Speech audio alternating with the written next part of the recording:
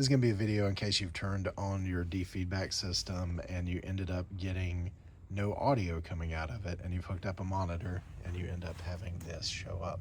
So Tanner's going to talk through and tell us how to fix this. So if you read here, it says it should only happen once whenever you install a new version. But what we're going to do is we're going to go up to the top right corner of that pop-up. There's an X arrow.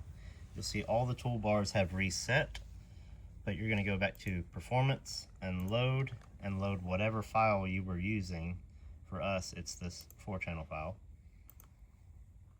And then once that all populates, if you want to, you can go to View and get rid of all these toolbars that popped up,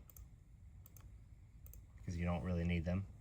But then you're going to go back to Performance, and you need to make sure that Reload is checked, because it won't reload when you start the program the last file that you had up.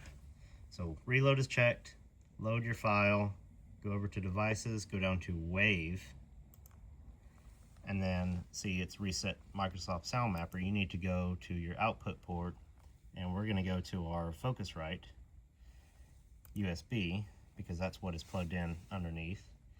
We're going to go to 48, and we are running on this system 128 samples.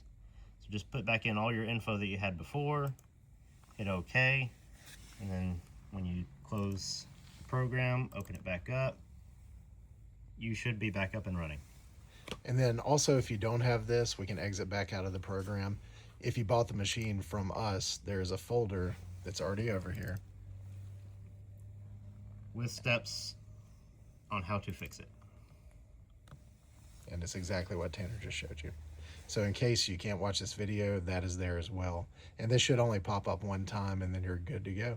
And it's very randomized. Sadly, out of all the computers that we've got everywhere, don't know what's happening with the focus on my camera, it ends up happening randomly. It can be the second time you turn it on, the 500th time, the 300th, it just happens. And once you've done it, you're good to go. So that's it for this video.